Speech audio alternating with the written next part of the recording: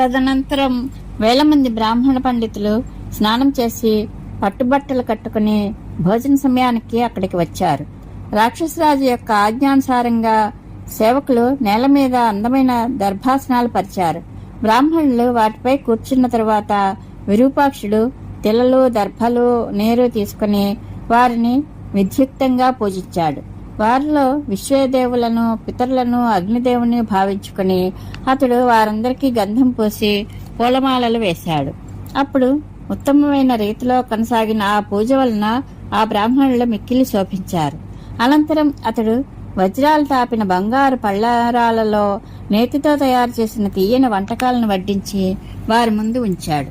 భోజనానంతరం బ్రాహ్మణుల ఎదుట రత్నరాశులను పోసి విరూపాక్షుడు, విప్రోత్తములారా, మీరు మేమే ఇచ్ఛానుసారంగా శక్త్యానుసారంగా ఈ రత్నాలను ఎత్తుకొని వెళ్ళండి. మీరు భుజించిన బంగారు పాత్రలను కూడా మేమే ఇళ్లకు తీసుకుని వెళ్ళండి అన్నాడు. రాక్షసరాజు ఇలా అన్నాక బ్రాహ్మణులు ఇచ్ఛానుసారంగా ఆ రత్నాలు తీసుకుని వెళ్లారు. ఈ రీతిగా ఉత్తమమైన రత్నాలు, వస్త్రాలతో సత్కరింపబడి బ్రాహ్మణులందరూ చాలా సంతోషించారు. తదనంతరం విరూపాక్షుడు నానా దేశాల నుండి వచ్చిన బ్రాహ్మణులతో, విప్రవరులారా, నేడు రోజంతా మీకు రాక్షసుల వలన ఎక్కడా భయము ఉండదు, ఏ భయము ఉండదు. ఉత్సాహంగా మీ అభిష్ట స్థానాలకు వెళ్ళండి, ఆలస్యం చేయకండి అని చెప్పాడు. అది విని బ్రాహ్మణులు నలువైపులకు వేగంగా వెళ్లిపోయారు. గౌతముడు కూడా బంగారాన్ని మోసుకుంటూ గబగబా నడిచి మర్రి చెట్టు వద్దకు వచ్చాడు. అక్కడికి చేరుకోగానే అలసటతో కూలబడ్డాడు. ఆకలితో అతడు మరింత నీరసించిపోయాడు. రాజధర్ముడు తన రెక్కలతో వీచి అతని అలసటను పోగొట్టాడు. ఆపై అతనిని ఆదరించి అతనికి భోజనం ఏర్పాటు చేశాడు. భోజనం చేసి విశ్రమించాక గౌతముడు, నేను లోభంతో, మోహంతో అతి బరువైన బంగారు మూటను ఎత్తుకుని వచ్చాను. ఇంకా చాలా దూరం వెళ్ళాలి. దారిలో తినడానికి నా వద్ద ఏమీ లేదు. ప్రాణాలు ఎలా నిలబడతాయి అని ఆలోచించుకున్నాడు.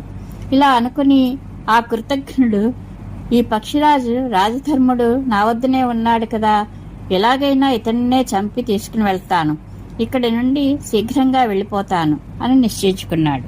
భీష్ముడు చెబుతున్నాడు.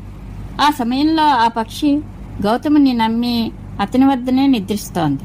అటు దురాత్ముడు, కృతజ్ఞుడు అయిన ఆ గౌతముడు దానిని చంపడానికి మార్గాలను ఆలోచిస్తున్నాడు. అతని ఎదురుగా నిప్పు మండుతోంది. అందులోంచి మండుతున్న ఒక కొరకంచును తీసి అతడు నిశ్చింతగా నిద్రిస్తున్న రాజధర్ముని చంపివేశాడు. దాన్ని చంపిన గౌతమునికి అమితానందం కలిగింది. హత్య చేయడం పాపమనే దృష్టే లేదు అతనికి. చనిపోయిన ఆ పక్షి యొక్క రెక్కలు, ఈకలు విరిచివేసి దానిని నిప్పులపై కాల్చి వెంట తీసుకుని వెళ్ళాడు. బంగారపు మూటను తలపై పెట్టుకుని మహావేగంగా ఇంటిదారి పట్టాడు. మరునాడు విరూపాక్షుడు తన కొడుకుతో, నాయనా, ఈరోజు ఉత్తముడైన రాజధర్ముని దర్శనం కాలేదు. అతడు ప్రతిదినం ప్రాతకాలంలో బ్రహ్మదేవునికి ప్రణామం చేయడానికి వెళ్తూ ఉంటాడు. అక్కడి నుండి తిరిగి వచ్చేటప్పుడు నన్ను కలుసుకోకుండా ఎప్పుడూ ఇంటికి వెళ్లేవాడు కాదు. ఇప్పటికీ 2 సాయంత్రాలు గడిచిపోయాయి, కానీ అతడు నా ఇంటికి రానేలేదు. అందుకని నా మనసులో రకరకాల సందేహాలు తల ఎత్తుతున్నాయి. నా మిత్రునికి ఏమైందో తెలియడం లేదు. నీవు అతని గురించి తెలుసుకో. అధముడైన ఆ బ్రాహ్మణుడు అతనిని చంపి ఉండడు కదా. అతడు చాలా నిర్దయుడిగా, దురాచారుడిగా అనిపించాడు. అతని రూపురేఖలు చూస్తే అతి దుష్టుడైన బందిపోటులా భయంకరంగా అనిపించాడు. నీచుడైన గౌతముడు ఇక్కడి నుండి తిరిగి అతని వద్దకే వెళ్ళాడు. అందుకే నా మనసు ఆందోళన పడుతోంది. నాయనా, నీవు వెంటనే రాజధర్ముడు ఉంటున్న చోటికి వెళ్లి అతడు బ్రతికి ఉన్నాడో లేదో అనే సంగతి తెలుసుకో అని చెప్పాడు. తండ్రి ఆజ్ఞ ప్రకారం 1 మంది రాక్షసులను వెంట పెట్టుకుని అతడు ఆ వటవృక్షం దగ్గరకు వెళ్లేసరికి అక్కడ రాజధర్ముని అస్థిపంజరం పడి ఉండడం కనిపించింది. అది చూసి రాక్షసరాజు యొక్క కొడుకు దుఃఖించాడు. గౌతముని పట్టుకోవడానికి అతడు తీవ్రంగా ప్రయత్నిస్తూ అతనిని వెంబడించాడు. కొద్ది దూరం వెళ్లేసరికి రాక్షసులు గౌతముని పట్టుకున్నారు. ఎముకలు, రెక్కలు లేని రాజధర్ముని శవం కూడా అతని వద్దనే దొరికింది. అతనిని తీసుకుని వారు వెంటనే మేరువ్రజానికి చేరుకున్నారు. అక్కడ రాక్షసులు రాజధర్ముని మృత శరీరాన్ని పాపాత్ముడు, కృతజ్ఞుడు అయిన గౌతముని రాజు ఎదుట ప్రవేశపెట్టారు. మిత్రుని దుర్దశను చూసి రాజు అయిన విరూపాక్షుడు తన మంత్రి పురోహితులతో పాటుగా వెక్కి వెక్కి ఏడ్చాడు. రాజభవనంలో ఆర్తనాదాలు మిన్ముట్టాయి. స్త్రీలు పిల్లలతో సహితంగా నగరమంతా శోకం అలుముకుంది. అనంతరం రాజు, నాయనా, ఈ పాపాత్మను వధించు. రాక్షసులందరూ ఇతని మాంసాల్ని ముక్కలుగా పంచుకొని ఇష్టానుసారంగా తినవచ్చును. ఎందుకంటే ఈ పాపాత్ముడు ఎప్పుడూ పాపాలే చేస్తూ వచ్చాడు అని అన్నాడు. రాక్షసరాజు అనుమతించిన ఆ పాపాత్ముని మాంసం రాక్షసులకు తినాలని అనిపించలేదు. వారు తలలు వచ్చి నమస్కరించి, మహారాజా, ఈ పాపాత్ముని మీరు మాకు ఆరగించమని ఇవ్వకండి అని వేడుకొన్నారు.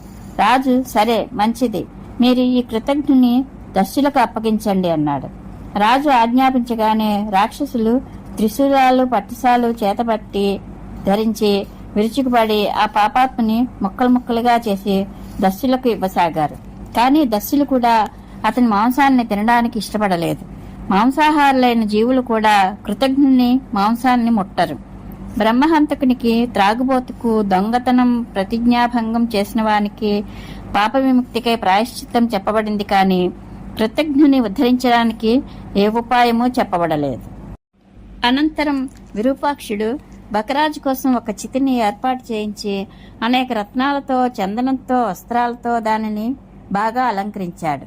ఆపై బకరాజు శవాన్ని దానిపై ఉంచి దానికి నిప్పు ముట్టించి శాస్త్రోక్తంగా అతనికి దహన కృత్యం నిర్వర్తించాడు. అదే సమయంలో దక్షిణ కూతురు సురభి అక్కడికి వచ్చి ఆకాశంలో పైన నిలబడింది. దాని నోటి నుండి పాలతో కూడిన నురుగు వెలికి వచ్చి రాజధర్ముని చితిపై పడింది. దాని స్పర్శతో అతడు జీవితుడయ్యాడు.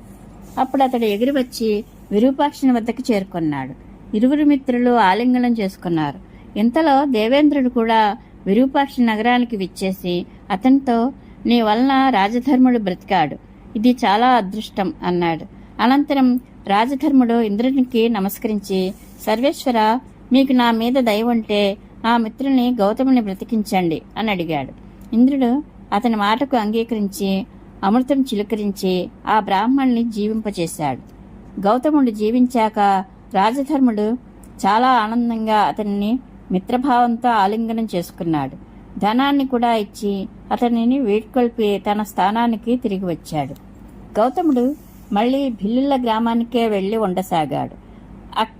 అతడక్కడ ఆ శూద్రజాతి స్త్రీయందు పాపాచారులైన అనేకలను పుత్రులను కన్నాడు. అప్పుడు దేవతలు గౌతమునికి గొప్ప శాపం ఇస్తూ, ఈ పాపాత్ముడు కృతజ్ఞుడు, రెండవ భర్తను పొందిన స్త్రీ కడుపున చాలా కాలం పాటు సంతానాన్ని కన్నాడు. ఈ పాపం కారణంగా ఇతనికి ఘోర నరకం తప్పదు అని అన్నారు. భీష్ముడు చెప్తున్నాడు, భరత, చాలా రోజుల క్రితం నారదుల వారు నాకు ఈ కథను చెప్పారు. దానినే గుర్తుకు తెచ్చుకుని నేను నీకు చెప్పాను. కృతజ్ఞునికి యశస్సు, స్థానం, సుఖం అనేవి నుదుట ఎలా వ్రాసి ఉంటాయి? కృతజ్ఞునిపై ఎవరికీ విశ్వాసం ఉండదు. కృతజ్ఞుని ఉద్ధరించడానికి ఏ ఉపాయమూ లేదు. మనిషి చాలా జాగ్రత్తగా మిత్రద్రోహం అనే పాపం నుండి తన్ను రక్షించుకోవాలి. ఎందుకంటే మిత్రునికి ద్రోహం చేసినవాడు ఘోర నరకంలో పడతాడు. ప్రతి మనిషి కృతజ్ఞత కలిగి ఉండాలి. లోకులను మిత్రులుగా చేసుకోవాలని కోరిక పెట్టుకోవాలి. కారణం ఏమిటంటే మిత్రుని వలన అన్నీ సమకూరుతాయి. మిత్రుని సహాయం పొంది మనుష్యుడు ఆపదల నుండి తప్పించుకోగలుగుతాడు. కాబట్టి బుద్ధిమంతుడు మిత్రులను సత్కరించాలి, ఆదరించాలి. కృతజ్ఞుడు పాపి, నిర్లజ్జుడు, మిత్రద్రోహి, వంశనాశకుడు, పాపాచారుడు ఇటువంటి వారిని సర్వదా వదిలివేయాలి. రాజా, ఈ రీతిగా నీకు నేను మిత్రద్రోహం చేసే పాపపరాయణుడైన కృతజ్ఞుని కథను వివరించాను. ఇంకా ఏమి వినాలనుకుంటున్నావు అని భీష్మపితామహుడు ధర్మరాజును అడిగాడు. వైశంపాయనుడు, జన్మేజయ, మహాత్ముడైన భీష్ముని మాటలు విని యుధిష్ఠిరునికి మనసులో ఎంతో ఆనందం కలిగింది అని చెప్పాడు. ఈ కథ మహాభారతంలో శాంతి పర్వంలోనిది. పరమేశ్వర అనుగ్రహ ప్రాప్తిరస్తు. శుభం భూయాత్.